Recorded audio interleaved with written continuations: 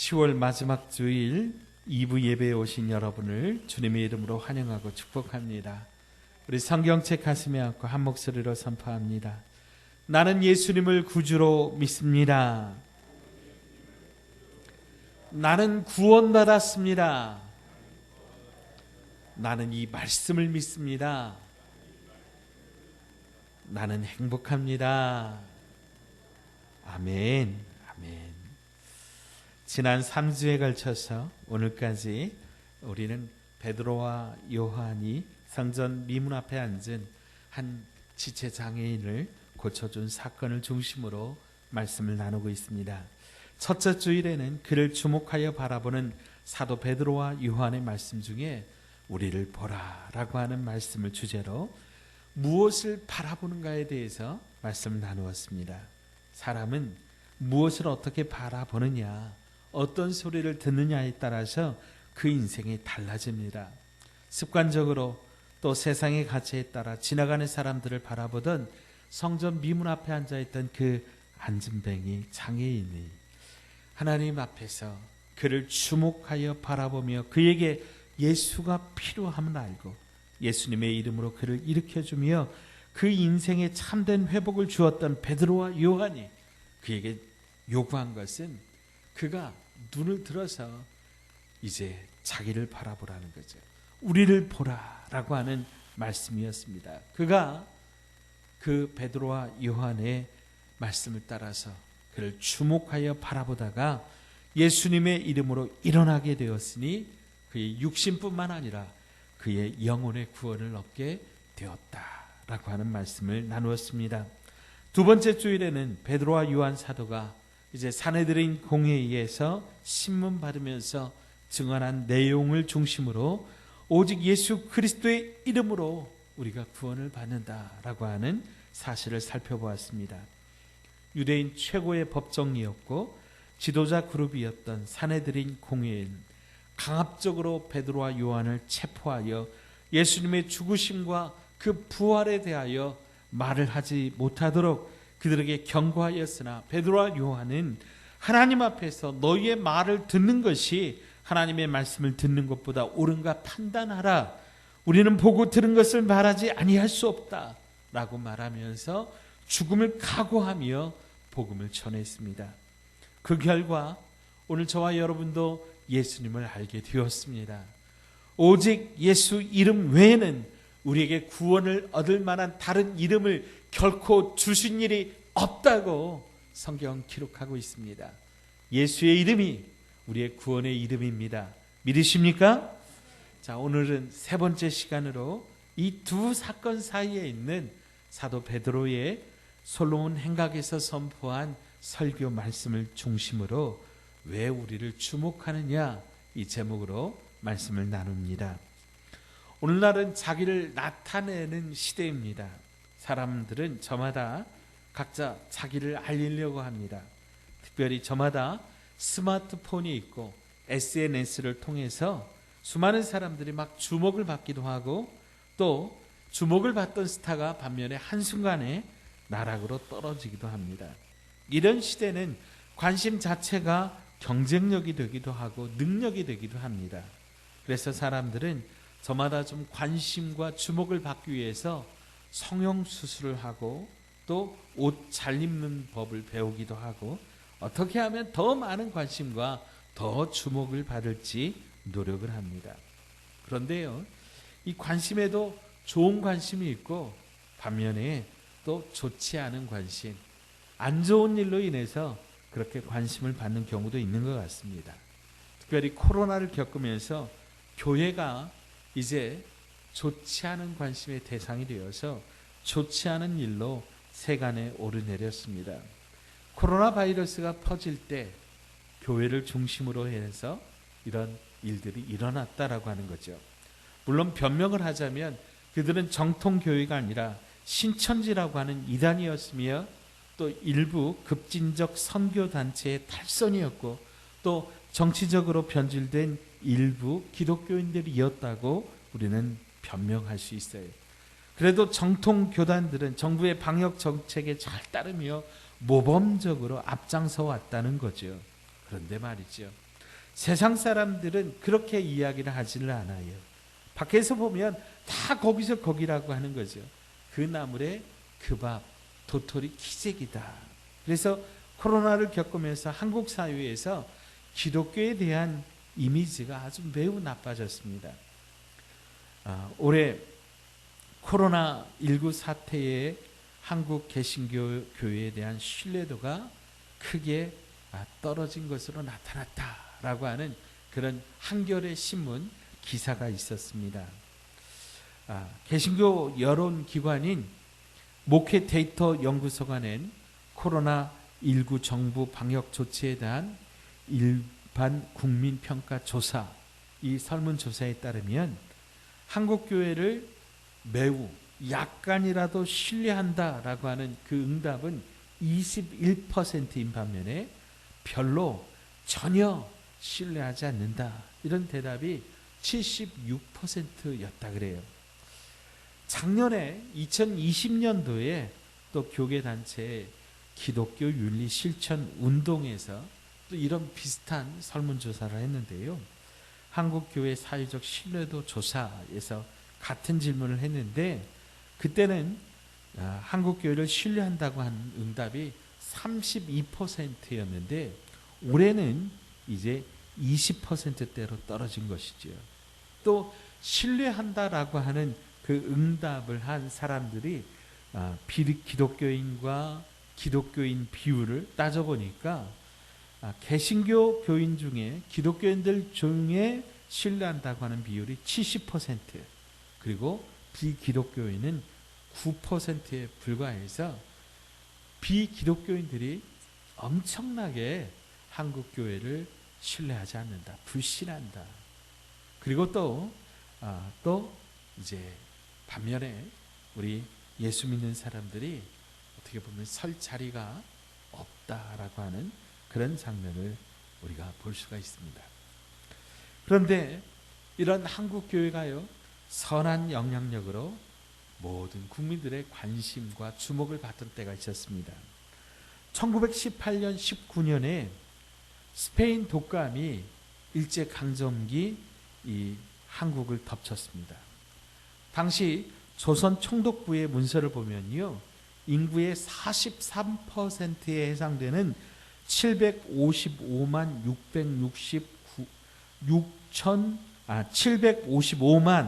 693명이 감염되어서 그 중에 14만 527명이 사망했을 정도로 아주 엄청난 그런 대유행을 했습니다.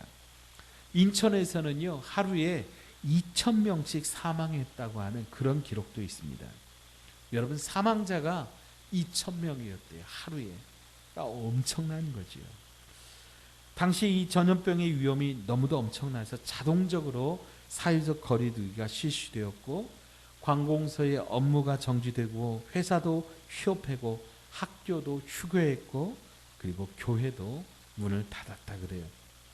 우리가 잘 아는 유관순 열사가요, 이화학당, 지금 이화여대죠, 이화학당의 학생이었는데 4월 1일 천안 아우네 장터에서 만세운동을 할 수 있었던 이유가 뭐냐면 바로 이 스페인 독감으로 모든 학교가 휴교령이 내렸기 때문에, 그래서 다 고향으로 돌아갔기 때문에 그런 이 일을 진행할 수 있었다고 하는 것이죠. 그런데 일본이 1910년부터 이제 한일 강제 병합을 진행하면서 우리 대한민국이 일본의 식민지가 되고, 일제는 강력한 헌병 경찰 제도를 도입해서 이제 한반도를 대륙 침략을 위한 전진 기지로 만들어갔는데, 특별히 경무국 총관부의 위생과가 앞장서서 각 가정마다 청결 실시, 또 건병 호구라고 하는 명분으로 헌병들이 무단으로 가택을 수색하고 체포하고 구금하고 때리는 이런 일을 자행했다고 하는 거죠. 그래서 전염병의 위험을 앞세워서 모든 집회를 금지시켰고, 또 교회의 모임을 막았다고 하는 거죠. 그런데 그 결과 한국인 14만 527명이 죽어가는 동안에 일본인은 1297명만 사망을 했다는 거예요. 1918년 독감과 조선 총독부의 방역 정책이라고 하는 논문에 따르면 조선 총독부가 이 전염병에 제대로 대처하지 못하고 방역에 실패했기 때문에 전국적으로 3.1운동이 일어났다. 그렇게 이 논자는 주장을 하더라고요. 즉 일본인이 독감에 걸리면 그들을 데려다가 막 적극적으로 치료하고 조선 사람들은 병원에 갈 수도 없고 약을 구할 수도 없어서 그래서 그냥 죽어갔다는 거죠. 이에 반발한 한국 사람들이 교회를 중심으로 인해서 만세운동을 일으켰다고 하는 겁니다. 이에 일제는 무자비하게 교회를 탄압했는데 여러분은 아마 제암리 교회 학살 사건을 아실 겁니다. 그 교회에 사람들을 불러 모아두고요. 밖에서 이 문에 이 못질을 해버리고 거기에 석유를 부어가지고 불을 태워버린 거예요. 근데 그 일이 왜 가능했느냐? 방역 조치였다는 거예요. 방역 조치. 그래서 이 스페인 독감에 걸린 사람들을 방역 조치로 불태워 죽였다고 하는 거죠. 조선 사람들, 특별히 기독교인들을 교회에 가두고 불을 질러 학살한 이 사건들. 여러분 그런데 어떻습니까? 교회가 엄청난 탄압을 받고 수많은 성도들이 투옥되고 고문당하고 죽었지만은 교회가 없어졌습니까? 아닙니다. 오히려 1919년은 교회가 선한 영향력으로 나라를 바르게 이끌어간 민족 복음화의 원년으로 그렇게 기억되고 있습니다. 그러면 무엇이 문제입니까? 그때도 이 독감 바이러스가 유행을 했고 지금도 이 코로나 바이러스가 유행하는데 같은 바이러스고 정말 많은 사람들이 죽었는데 그때 교회는 민족의 희망이 되었고 등불이 되었는데 오늘날 교회와 성도는 왜 이렇게 욕을 먹고 있느냐? 오늘 말씀을 통해서 우리가 그 이유를 함께 찾아보기를 원합니다. 오늘 본문을 보면 성전 미문에 앉아 구걸하는 이 장애인은 성전을 오고 가는 많은 사람들에게 이미 잘 알려졌던 것으로 그렇게 보여집니다. 그래서 많은 사람들은 그가 걷는 것을 보고 놀랐고 이 소문이 삽시간에 퍼지게 되었습니다. 그래서 사람들은 그 모습을 확인하기 위해서 솔로몬 행각에 모였고 이 일을 행한 베드로와 요한을 경이로운 눈빛을 가지고 주목하여 바라보았습니다. 그때 베드로는 이 일을 왜 놀랍게 여기냐며 우리 개인의 권능과 경건으로 된 일이 아니라 이 일은 예수 그리스도가 이 사람을 통해서 낫게 하신 일이라고. 그래서 왜 우리를 주목하느냐? 우리가 아니라 예수님을 주목해야 된다고 그렇게 권면하고 있는 말씀이 오늘 우리가 함께 읽은 말씀입니다. 본문에서 우리는 두 가지를 발견할 수 있습니다. 첫째, 베드로와 요한은 성전 미문 앞에 앉아있던 그를 고친 일로 주목을 받았다. 둘째, 그 주목받음을 통해서 예수님께 영광을 돌리며 예수 이름을 증거하고 있다고 하는 사실입니다. 그리고 그 결과 그날 예수님을 믿기로 결단한 사람이 남자만 5,000명이나 되었다. 저자 누가는 이 사실을 있는 그대로 기록하고 있습니다. 그렇다면 사랑하는 여러분, 오늘 저와 여러분은 과연 주목받고 있습니까? 과연 주목받고 있습니까? 주목을 받는다면 그게 좋은 일로서 주목받는 겁니까? 아니면 나쁜 시선으로 주목을 받는 겁니까? 그리고 우리가 좋은 일로 주목을 받는다면 우리가 그 일로 예수님께 영광을 돌리고 예수님을 증거하고 있습니까? 그래서 열매가 있습니까? 과연 몇 사람이나 여러분 때문에 예수님을 알게 되었고 예수님을 믿게 되었습니까? 만일 우리가 주목받지 못하고 있다면 이유는 무엇일까요? 사도 베드로와 요한이 행하였던, 예수 그리스도의 이름으로 행했던 선한 일, 그 선한 일이 우리에게 없었기 때문은 아닙니까? 그 일이 꼭 우리가 막 이렇게 앉은뱅이, 평생 한 번도 일어나지 못한 이 사람을 손을 붙잡아 일으키는 대단한 이 놀라운 그 일을 필요는 없습니다. 다만 한 가지 확실한 것은 예수 그리스도의 이름으로 행하는 선한 일이 우리 안에 없었기 때문에, 우리 안에 선한 일을 행하려 하고 싶은, 선한 일을 하고 싶은 그런 마음, 그런 열심, 그런 마음이 없었기 때문 아니겠느냐라고 하는 거죠. 언젠가 우리 교회에서 초대해서 말씀을 들었던 오이코스 관계전도의 저자인 익산 영락교회 배만수 목사님은 이렇게 이야기를 하셨습니다. 나와 관계를 맺고 있는 사람, 나를 알고 있는 사람, 내 가족, 내 형제, 직장 사람, 혹은 길거리에서 상점에서 만난 그 어느 누구, 그 중에 아직 예수님을 알지 못하고 믿지 못하는 사람이 있다면, 우리가 하나님 앞에 섰을 때 하나님께서 그 사람이 예수님을 알지 못하는 그 책임을 누구에게 물으신다면 바로 우리에게 물으실 것이라고 하는 거예요. 그를 바라보며 그를 예수 그리스도의 이름으로 일으키고자 하는 선한 마음이 없었기 때문에 우리가 그에게 선한 일을 하지 않은 거죠. 그리고 선한 일 중에 선한 일은 바로 그에게 생명의 주인 되시는 예수님을 증거하는 것입니다. 사도 베드로는 예수님의 이름으로 말하지도 가르치지도 말라고 하는 이 산헤드린 공회의 판결에서, 여러분, 이 산헤드린 공회가 어떤 자리입니까? 그의 스승이신 예수님에게 십자가형을 언도한 그 자리입니다. 그 자리에서 그는 담대하게 말합니다. 하나님 앞에서 너희의 말을 듣는 것이 하나님의 말씀을 듣는 것보다 옳은가 판단하라.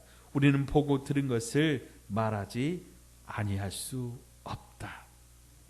이는 곧 내가 예수 그리스도의 이름을 전하다가 죽으면 죽을 것이지만 내가 예수님의 이름을 말하지 않고는 견딜 수가 없다. 나는 보고 들은 것을 말하지 않을 수 없다. 그들은 그렇게 생명의 복음을 전했고, 그 생명을 걸고 복음을 선포한 그 생명의 복음 전파에 5,000명이나 응답하게 되었다고 하는 거죠. 그러면 왜 우리는 주목을 받는가? 많은 한국의 기독교인들이 사실 요즘 사람들과 대화를 나누면서 불편함을 느낍니다. 교회가 욕을 먹고 사람들에게 밟히는 것이 마치 예수님이 욕을 먹고 내가 밟히는 것처럼 그렇게 마음이 아프기 때문입니다. 그런데 여러분, 바꿔 말하자면 교회가 이렇게 욕을 먹는 이유는 세상 사람들이 교회에 희망을 걸고 있기 때문입니다. 교회가 세상의 희망이기 때문입니다. 여러분, 유독 언론이 교회를 향하여, 기독교인을 향하여 굉장히 날카롭습니다. 어떤 분들은 이것이 뭐 불교 조계종이라든가 천주교회라든가 이런 일반 다른 종교들이 하나의 응집력을 가지고 미디어 대책반을 세워서 적극적으로 대처를 하지만 교회는 각각 제각각 4분 오열되어서 적극적으로 대처하지 못하기 때문이라고 원인을 분석하여 말하기도 합니다. 그러나 여러분, 이것은 이미 성경에서 예언된 말씀입니다. 마태복음 5장 13절로 16절 말씀입니다. 너희는 세상의 소금이니 소금이 만일 그 맛을 잃으면 무엇으로 짜게 하리요? 후에는 아무 쓸데없어 다만 밖에 버려져 사람에게 밟힐 뿐이니라. 너희는 세상의 빛이라. 산 위에 있는 동네가 숨겨지지 못할 것이요 사람이 등불을 켜서 말 아래에 두지 아니하고 등경 위에 두나니 이러므로 집안 모든 사람에게 비치느니라. 이같이 너희 빛이 사람 앞에 비치게 하여 그들로 너희 착한 행실을 보고 하늘에 계신 너희 아버지께 영광을 돌리게 하라. 아멘. 여러분, 우리가 주목을 받는 이유는 우리가 세상의 소금이요 빛이기 때문입니다. 소금이 맛을 잃으면 세상은 맛없는 세상이 되는 거예요. 살맛 나지 않는 세상이 되는 거예요. 그래서 그 맛을 감당하는 소금이기 때문에 맛을 잃은 소금은 주님이 말씀하시기를 밖에 버려져서 사람들에게 짓밟히는 것이 당연하다. 또 등불을 켜서 등경 위에 드는 것처럼 우리는 사람들에게 비추어야 그들의 어둠이 사라지고 이 세상 가운데 참된 길과 진리가 드러나게 된다라고 말씀하는 것이죠. 그래서 주님은 우리가 소금이고 우리가 빛이기 때문에 우리의 착한 행실로 하늘에 계신 하나님께 영광을 돌리도록 우리가 착한 행실을 통해서 주목을 받고 그 주목받음은 곧 하나님께 영광을 돌리는 그 통로로 쓰임받도록 우리에게 명령하고 계시는 거예요. 그러면 이제 우리가 어떻게 해야 됩니까? 오늘 우리에게 주시는 말씀은 무엇입니까? 오늘 본문의 베드로 사도의 설교의 핵심은 너희가 예수님을 십자가에 못 박아 죽였으나 예수님은 부활하셨다. 그 예수님이 이 사람을 살려셨다. 이 사람을 고치셨다. 라고 하는 그런 말씀이에요. 이것을 믿는 자에게는 능치 못할 일이 없는 거예요. 이것을 믿는 자는 그 어떤 어려움 중에도 승리할 수 있는 거예요.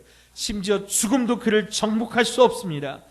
왜냐하면 예수님께서 이미 사망을 이기셨기 때문입니다. 그런데 이 진리를 세상이 다 아는 게 아니고 이것을 모르는 사람들이 있다는 거예요. 오늘 본문 3장 17절 보세요. 3장 17절 제가 읽겠습니다. 형제들아 너희가 알지 못하여서 그리하였으며 너희 관리들도 그리한 줄 아노라. 아멘. 아니 저희들이 도대체 무엇을 알지 못했다는 거예요. 이미 구약에서부터 수많은 선지자들이 예수님이 십자가에 달려 죽으실 것을 또 부활하실 것을 얼마나 많이 말씀하셨는지 몰라요. 그런데 저들은 그 십자가를 알지 못한다고 오늘 사도 베드로는 말씀하고 있어요. 사도 바울은 고린도전서 1장 23절에 이렇게 말합니다. 우리는 십자가에 못 박힌 그리스도를 전하니 유대인에게는 꺼리끼는 것이요 이방인에게는 미련한 것이로되. 아멘. 꺼리끼는 것, 미련한 것, 그들이 바라보는 십자가의 모습입니다. 이것은 당시 유대인이나 헬라인뿐만 아니라 오늘 살아가는 대부분의 사람들도 마찬가지입니다. 그들은 십자가를 좋아하지 않습니다. 엑서서리로는 십자가를 좋아하지만 십자가의 고난은 좋아하지를 않는다고 하는 거예요. 그래서 우리가 생각하는 예수님은 내가 원하는 것이 있을 때 내 소원을 응답해 주시는 그런 예수, 내가 아플 때, 내가 고통스러울 때 나를 구원해 주시는 예수. 그런데 예수님께서 무기력하게 십자가에 달리셨고 죽으셨다고 하는 이 사실이 믿고 싶지가 않은 거죠. 아니 믿기지 않는 거예요. 그런데 여러분 그 이유가 무엇이냐는 거예요. 바로 우리의 죄 때문이라는 거예요. 죄 없으신 하나님의 아들 예수 그리스도께서 고난을 받으시고 십자가에 달려 죽으셔야만 하는 이유는 바로 나의 죄, 우리의 죄 때문이라고 하는 이 사실을 오늘 성경은 말씀하고 있는 거예요.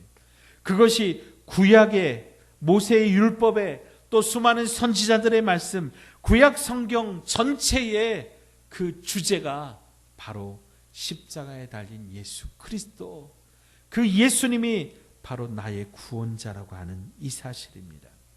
그런데 이스라엘 백성들은 이 사실을 알아보지 못했고 그래서 예수님을 모셔드리지 않았고 믿지 않았습니다.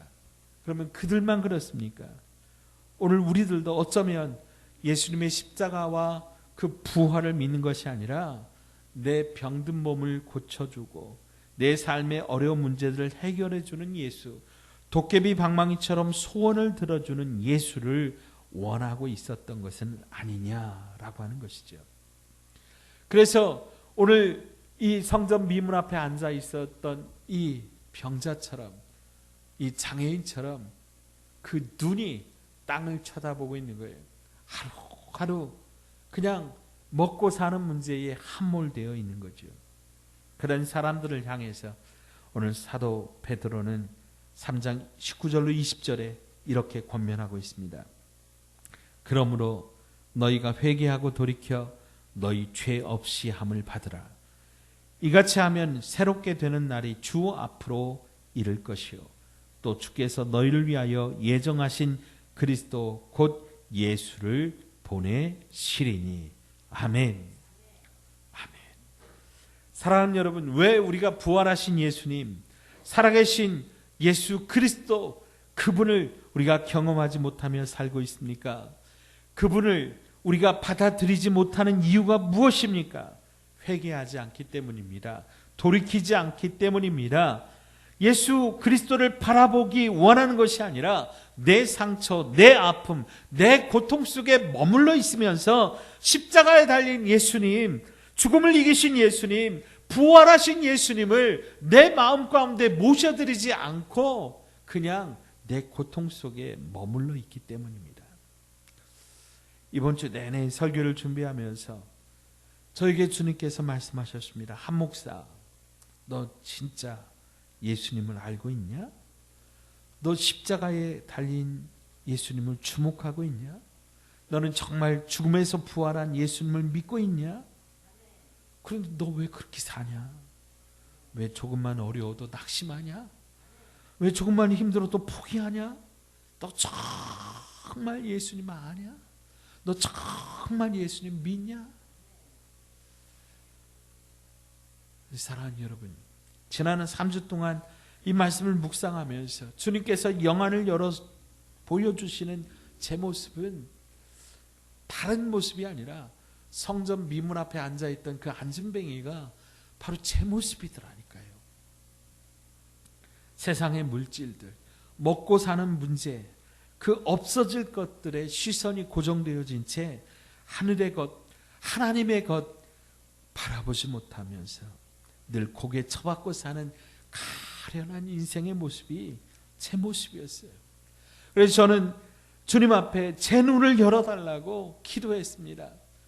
세상의 것, 먹고 사는 문제, 거기에 내 눈이 함몰되고 내 눈이 시선이 고정되지 않고 눈을 들어서 그 장애인이 베드로와 요한을 쳐다보듯이 제가 주님 바라보기를 원합니다. 살아계신 주님을 바라보기를 원합니다. 내 눈을 열어주십시오. 제게 믿음을 더하여 주십시오.